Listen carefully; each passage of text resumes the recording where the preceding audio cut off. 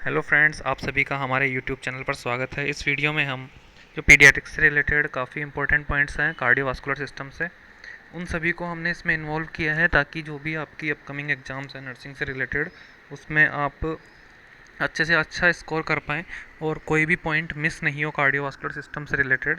उस सभी को फोकस किया है हमने। तो इसको शुरू करूँ उससे पहले आपको बताना चाहता हूँ, यदि आपने हमारे पहले वाले वीडियो सीरीज़ को नहीं देखा है जो क्रैश कोर्स करवाया जा रहा है हमारी टीम के द्वारा, तो आप उसको प्लीज़ सब्सक्राइब कीजिए और उन वीडियोस को ज़रूर देखिए। आपके एग्ज़ाम के टाइम में काफ़ी इंपॉर्टेंट पॉइंट्स रहेंगे वो रिवाइज करने के लिए। तो फ्रेंड्स, बिना कोई देर किए शुरू करते हैं। और आप देख सकते हैं आपके स्क्रीन पे हर एक पॉइंट इंपॉर्टेंट है जो भी हमारी टीम ने सेलेक्ट किया है। और मोस्टली ऐसे सारे हैं जो क्वेश्चन न केवल आपकी नर्सिंग एग्ज़ाम्स में बल्कि जो नीट पीजी एग्ज़ाम्स होता है उसमें भी आए हुए हैं। तो उन सभी को हमने इसमें इन्वॉल्व किया है। आपको थोड़ा यदि सिलेक्शन चाहिए तो हायर लेवल का एजुकेशन और प्रिपरेशन ज़रूरी है भीड़ से हट के। ठीक है फ्रेंड्स, शुरू करते हैं। पहला है चिल्ड्रन विद एरोटिक स्टेनोसिस में develop chest pain similar to angina when they are active. Friends, ये क्वेश्चन पूछा गया था कि जो एरोटिक स्टेनोसिस है उसमें जो पेन की सीवियरिटी होगी वो किसके सिमिलर हो सकती है, तो उसमें आंसर आपको एंजाइना देना था। ऐसे क्वेश्चन का अगला है most common cause of heart failure in children, तो उसका आंसर जाएगा कंजेनाइटल हार्ट डिफेक्ट। ठीक है फ्रेंड्स, अगला एक इम्पॉर्टेंट पॉइंट है some congenital heart defects results from the blood being pumped from the left side of the heart to the right side of the heart. Means ये तो सीधा सा है कि लेफ्ट साइड को ज़्यादा काम करना पड़ रहा है, इसके कारण से कंजेनाइटल हार्ट डिफेक्ट्स में ये देखने को मिलता है। Infective endocarditis is usually caused by, ये क्वेश्चन पूछा गया था तो आपको आंसर देना था बैक्टीरिया। और बैक्टीरिया में भी यदि नाम पूछेगा तो स्ट्रेप्टोकोकस विरिडेंस जिसका आंसर आएगा। और ये कौन से मतलब बच्चों को अफेक्ट करेगा जिनमें एक्वायर्ड या कंजेनाइटल एनोमली हो हार्ट की या फिर ग्रेट वेसल्स की। ठीक है, बैक्टीरिया इन एंडोकार्डाइटिस में grow into adjacent tissue and में ब्रेक ऑफ एंड एम्बोलाइज एल्सवेयर। मतलब ये बोल रहा है कि जो एंडोकार्डाइटिस में जो बैक्टीरिया है वो कहीं भी जो आसपास के टिश्यूज़ में ग्रो कर सकता है और वहाँ से एम्बोलाइज होकर के हट करके वो जैसे स्प्लीन है, किडनी है, लंग्स, स्किन या फिर सेंट्रल नर्वस सिस्टम किसी को भी अफेक्ट कर सकता है। अगला है एंडोकार्डियल क्वेश्चन डिफेक्ट। ये क्या होता है, इसमें inappropriate fusion of endocardial question, जो एंडोकार्डियल की जो लेयर्स होती है उनका आपस में जुड़ना वो इनअप्रोप्रिएट हो जाता है, तो उसको हम एंडोकार्डियल क्वेश्चन डिफेक्ट में मानते हैं। इसको भी फ्रेंड्स अलग से डिटेल में पढ़ाएंगे जब आपका एम्स दिल्ली का एग्ज़ाम हो जाएगा उसके बाद से। आप देख सकते हैं अगला है सिम्टम्स ऑफ बैक्टीरियल एंडोकार्डाइटिस, वो पूछा गया था।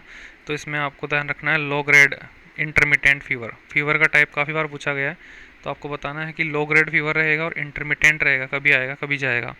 ठीक है, इसके अलावा एच बी कम हो जाता है, टेकिकार्डिया, एनोरेक्सिया, वेट लॉस और एक्टिविटी लेवल कम हो जाना, ये सभी हैं। लेकिन low grade intermittent fever is characteristic sign of bacterial endocarditis, ये क्वेश्चन पूछा गया था। अगला है कि बैक्टीरियल एंडोकार्डाइटिस में जो बैक्टीरियल ऑर्गेनिज्म है वो ब्लड स्ट्रीम में कहाँ से आता है, वो कोई भी इन्फेक्शन साइट हो सकती है, जैसे यूटीआई हो, उसके कारण से भी एंटर हो सकता है। Common positive agent of bacterial endocarditis, तो आपको पता है बैक्टीरिया, कौन सा बैक्टीरिया होगा, वो gram negative bacilli bacteria are the most common positive organism होते हैं। हाँ, और पूछता है कि कौन सा सर्जरी है जिसमें रिस्क रहता है बैक्टीरियल एंडोकार्डाइटिस का, तो बताते हैं कि डेंटल वर्क, जो डेंटल सर्जरी होती है उसमें यदि आपने एंटीबायोटिक्स नहीं दिया है तो आपको बैक्टीरियल एंडोकार्डाइटिस का चांसेस ज़्यादा रहता है। तो फ्रेंड, ये सब बैक्टीरियल एंडोकार्डाइटिस से रिलेटेड इंपॉर्टेंट पॉइंट थे, इनको आप एक बार फिर से देखिएगा। आगे हम शुरू करते हैं कावासाकी डिजीज़। कावासाकी डिजीज़ क्या होता है, इसमें फेरिंग्स और ओरल म्यूकोसा का इन्फ्लामेशन होता है जिससे जो टंग हो जाती है वो हो जाती है स्ट्रॉबेरी सेप्ड। ये सबसे बड़ी स्ट्रॉबेरी टंग देखने को मिलती है, मतलब इतना रेड हो जाती है वो। ठीक है, जिसमें क्या होती है कि नॉर्मल कोटिंग जो टंग की होती है वो स्लफ ऑफ हो जाती है, हट जाती है, लिप्स क्रैक्ड हो जाते हैं और रेड हो जाते हैं। ये सब कावासाकी डिजीज़ के करेक्टरिस्टिक्स है। और इसकी फेजेज होती हैं, तो सब एक्यूट फेज होती है, उसमें characteristic desquamation of hands and feet, मतलब जो हाथ पैरों की स्किन है वो डिस्क्वेमेशन हटने लग जाती है, ये सब एक्यूट फेज होती है उसका। ये भी क्वेश्चन पूछा गया था कि सब एक्यूट फेज का करेक्टरिस्टिक साइन है, तो आपको बताना है करेक्टरिस्ट डिस्क्वेमेशन ऑफ हैंड्स एंड फीट। अगला देखते हैं, मोस्ट सीरियस कॉम्प्लिकेशन पूछा गया था, तो कावासाकी डिजीज़ का आंसर इसमें कार्डियक इन्वॉल्वमेंट रहेगा। Abdominal pain, vomiting and restlessness are the main symptom of an acute MI myocardial infarction in children with Kawasaki disease.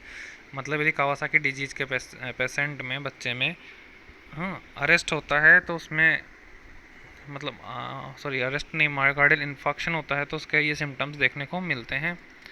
Pen in the joint is an expected sign of arthritis that usually occurs in the subacute phase. Subacute phase में arthritis भी देखने को मिलता है, और उसमें कहाँ दर्द होता है, वो जोड़ों में ही दर्द होता है, जॉइंट पेन देखने को मिलता है। An increased erythrocyte sedimentation rate is a reflection of inflammatory process. Means ESR बढ़ रही है, ये इससे नहीं किसी भी इन्फेक्शन में देख सकते हैं, इन्फ्लामेशन में देख सकते हैं। तो ESR बढ़ना ये साइन है इन्फ्लामेटरी प्रोसेस का। और 2 से 4 वीक के बाद कावासाकी डिजीज़ में कब देखने को मिलेगी, जब सिम्टम्स आएंगे उसके 2 से 4 वीक बाद में हमें ESR बढ़ी हुई मिलेगी। कावासाकी डिजीज़ में ब्लैक टेरी स्टूल आ रहा है, जो क्या है, एबनॉर्मल साइन है, और ये दिखाते हैं कि ब्लीडिंग हो रही है। तो इस कंडीशन में क्वेश्चन ऐसा आया था कि एक पेशेंट है जिसको कावासाकी डिजीज़ है, उसको ब्लैक और टेरी स्टूल देखने को मिल रहा है, तो नर्स को क्या करना है, नर्स को इमीजिएटली फिजिशियन को रिपोर्ट करना है, इस चीज़ का नोटिफाई करवाना है, क्योंकि ये ब्लीडिंग हो गई है, ये दिखाता है। ठीक है, और रिस्क हो सकता है हाइपोवोलेमिक शॉक, कुछ भी हो सकता है, तो इसलिए ये काफ़ी इंपॉर्टेंट था। Because of the risk of cardiac coronary artery involvement and possible aneurysm develop in Kawasaki disease, repeat echocardiography and electrocardiography will be required for first few weeks and 6 month.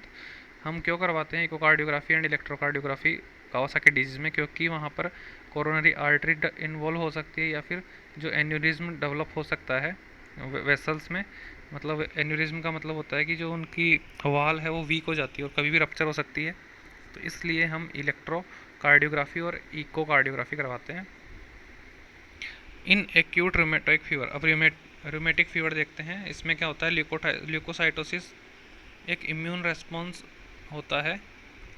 किस कारण से देखने को मिलता है ल्यूकोसाइटोसिस, वो देखने को मिलता है कि जो ग्रुप ए स्ट्रेप्टोकोक्सी, उसके कारण से ये डिजीज़ होता है, और उसी के कारण से इम्यून रेस्पॉन्स होता है, और इसके कारण से ल्यूकोसाइटोसिस हो जाता है, मतलब WBC की संख्या बढ़ जाती है। ये सब एक्यूट रूमेटिक फीवर में देखने को मिलता है। और इसी एक्यूट रूमेटिक फीवर में आपको ECG क्या दिखाएगा, प्रोलॉन्ग्ड PR इंटरवल बढ़ा हुआ है, ये इसमें दिखाता है। Inflammatory response in acute rheumatic fever will cause an elevated erythrocyte sedimentation rate, ये पहले बता दिया हमने। ब्लड कल्चर जो आएगा वो स्ट्रेप्टोकोक्सी ऑर्गेनिज्म के लिए पॉजिटिव आएगा। ठीक है, जो इसका पॉजिटिव एजेंट है, इसीलिए उसके लिए पॉजिटिव ही आएगा।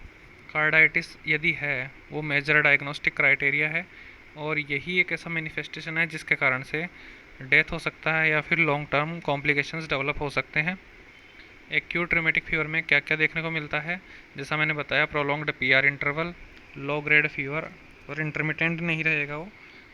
ठीक है, एंड प्रीवियस हार्ट डिजीज, ये सब माइनर डायग्नोस्टिक कंपोनेंट हैं जॉन्स क्राइटेरिया के। यही पूछा गया था कि जॉन्स क्राइटेरिया किसके लिए काम में आता है, तो आपको पता होना चाहिए एक्यूट रूमेटिक फीवर के लिए आता है। और इसमें माइनर और मेजर क्राइटेरिया होता है। माइनर में ये सब है, prolonged PR interval, fever, low grade fever और प्रीवियस हार्ट डिजीज, ये सब माइनर डायग्नोस्टिक कंपोनेंट होते हैं। रूमेटिक कार्डाइटिस, इसमें क्या क्या देखने को मिलता है आपको, पेरिकार्डियल फ्रिक्शन रब, कार्डियोमिगेली एंड रिगर्जिटेशन मर्मर, ये सब क्या है, क्लिनिकल साइन है। ये क्वेश्चन ऐसे ही आया था, what are the clinical science of rheumatic carditis. 3 option, चौथा एक गलत दे दिया था, वो आपको उसको सेलेक्ट करना था। साइनस टेकिकार्डिया, वो बच्चों में commonly seen in child with fever. जब साइनस टेकिकार्डिया हम देखेंगे क्या होता है, नीचे नीचे का लाइन देखिए आप, यदि 1 साल का बच्चा है उसमें heart rate 180 beats per minute आ रहा है, तो उसको हम साइनस टेकिकार्डिया बोलेंगे।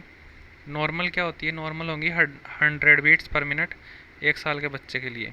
ठीक है, साइनस एरिदमिया, यह चाइल्डहुड और अडल्टहुड में, एडोलसेंस में कॉमनली होता है, इसी कंडीशन में, फीवर में। Sinus block, sinus bradycardia and sinus tachycardia are respiration independent arrhythmia. पूछ सकता है कि इन रेस्पिरेशन इंडिपेंडेंट एरिथमियाज आर, तो आपको लिखना है साइनस ब्लॉक, साइनस ब्रेडिकार्डिया और साइनस टेकिकार्डिया। जिसमें साइनस आ गया ना साइनस एरिथमिया के अलावा, तो वो सभी आप इसमें रेस्पिरेशन इंडिपेंडेंट एरिथमिया का आंसर सेलेक्ट करेंगे। साइनस अरेस्ट में occur in a child when vagal tone is increased. Vagal tone कैसे इंक्रीज होती है? जैसे हम वालसाला मैनुअर करते हैं, जैसे खांसते टाइम, छींकते टाइम, या फिर बाउल मूवमेंट्स के टाइम हम स्ट्रेन करते हैं, गैगिंग करते हैं, उस वजह से जो वालसाला मैनुअर होता है उसमें वागल टोन बढ़ जाती है, वेगस नर्व होती है उसका स्टिमुलेशन बढ़ जाता है, और ऑब्वियसली वो हार्ट रेट को कम कर देती है वेगस नर्व स्टिमुलेशन, तो साइनस अरेस्ट हो जाता है। फ्रेंड्स, काफ़ी इंपॉर्टेंट और काफ़ी अच्छे तरीके से समझा रहा हूँ कि वेगस नर्व का जो स्टिमुलेशन है वो हार्ट रेट को कम कर देता है, इस वजह से वालसाला मैनुअर में वेगल टोन बढ़ जाता है और यही साइनस अरेस्ट कर देता है। A heart rate of 100 beats per minute, ये मैंने बता दिया आपको, ये नॉर्मल फाइंडिंग होती है। वेगल मैनुअर जैसे कि मैंने बताया आपको, immersion of hands in cold water are commonly tried first as mechanism to decrease the heart rate in 2-year child experiencing supraventricular tachycardia। अब देखिए supraventricular tachycardia हो रहा है बच्चे को, तो क्या करना है, आप ऐसे ट्राई कर सकते हैं, बच्चे के हाथ है उसको ठंडे पानी में डुबो दीजिए। ये क्या होगा, वेगल मैन्यूवर हो जाएगा, वेगल स्टिमुलेशन हो जाएगा, इससे हार्ट रेट कम हो जाएगी और हार्ट रेट नॉर्मल हो जाएगी। Synchronised cardioversion may be required if vagal manoeuvre and drugs are ineffective for supraventricular tachycardia. हम इसके अलावा क्या करते हैं, वेगल मैन्यूवर किया हमने, ठीक है, ड्रग्स दे दिया, फिर भी सही नहीं हो रहा, तो फिर हमें कार्डियोवर्जन यूज करना पड़ता है। If a child has low cardiac output, cardioversion may be used instead of drugs. यदि कार्डिक आउटपुट कम है तो आपको ऑब्वियसली सिंक्रोनाइज्ड कार्डियोवर्जन ही देना पड़ेगा। Heart rate 180 beats per minute एक नॉर्मल होती है बच्चे में यदि फीवर है उसको, बट मोर देन 180 तो आपको पता ही है क्या होगा, sinus tachycardia. In patent ductus arteriosus an accessory fetal structure that connects the pulmonary artery to the aorta fails to close at birth allowing blood to shunt from aorta to the pulmonary artery.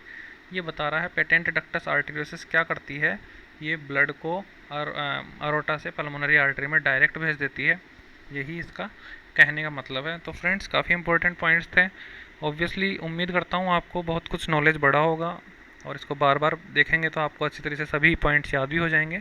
यदि आपको हमारा channel पसंद आया है तो please इसको like कीजिए, हमारे चैनल को सब्सक्राइब कीजिए। इस पर ना केवल हम नोट्स, वीडियो नोट्स अवेलेबल करवाते हैं, बल्कि इसके साथ साथ जो भी वैकेंसीज़ आती है, वैकेंसी रिलेटेड अपडेट्स भी हम यहाँ पे डालते रहते हैं। फुल्ली नर्सिंग स्टूडेंट्स के लिए डेडिकेटेड चैनल है, फ्री ऑफ कॉस्ट। तो उम्मीद करता हूँ आपको हमारा एफर्ट, प्रयास पसंद आ रहा होगा। Thank you.